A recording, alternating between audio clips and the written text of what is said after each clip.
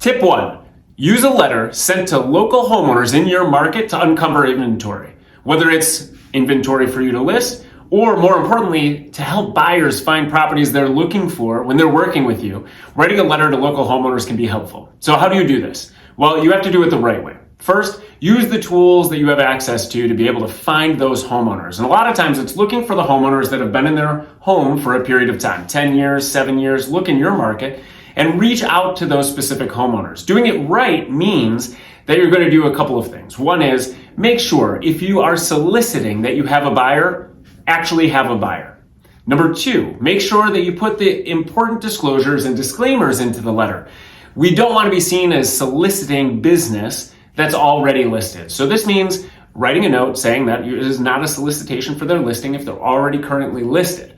And the last piece is make sure that at the end of it that you state that they can reach out to you, or if they're actively listed or will be listed, that their agent can reach out as well. Again, we want to make sure we're collaborative within our markets, we don't step on other people's toes, and we don't put ourselves in a nasty position of trying to solicit business from other agents. This letter is a great way to be able to reach out, uncover inventory for your buyers, and potentially gain listings. And you can see a sample attached here.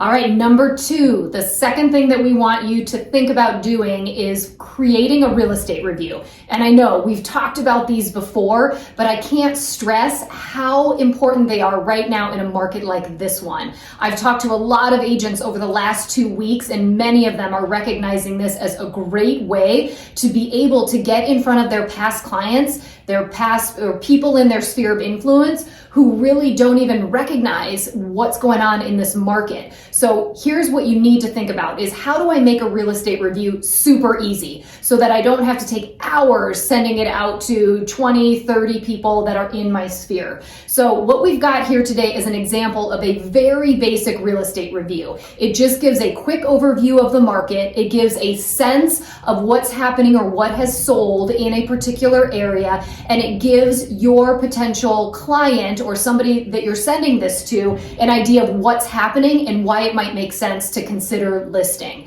The other thing a real estate review can do is it can also allow you the opportunity to get in front of somebody in your sphere and just let them know that maybe they aren't thinking about selling, but there are a few other things that they can look at that could be advantageous in this market right now. For example, refinancing before rates get higher this year, or if somebody's thinking about doing a pretty big project on their home, getting a sense of what values are and how that might impact what they do or don't want to do are all great reasons for people to get a real estate review, and then guess what? Reach out to you. So we've got a great example for you, so check it out and let us know how they go.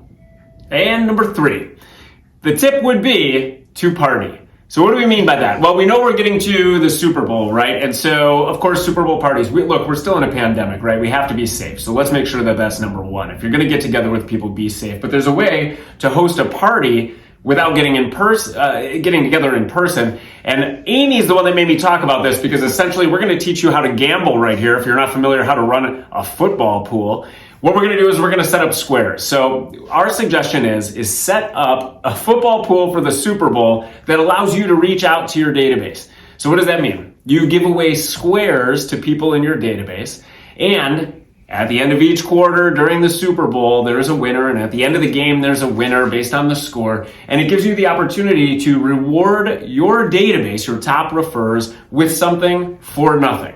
So, important note here, just if anyone legal is watching, we're not actually telling you to gamble. We're not telling you to take any money in. What we're saying is use your database to be able to create a football pool, to be able to reward your top referrals, and play a fun game during the Super Bowl. And one easy way to do this, not that I have ever done it, it's officefootballpool.com. is a good place where you could host this, and they set up the squares for you. You just put in everyone's names and it randomizes it, and it's really simple, but it's a fun way to engage your people, especially on social media, if you have some great prizes to give out. I love it. It's a great way to change it up. Go 49ers. Hopefully they're in the Super Bowl.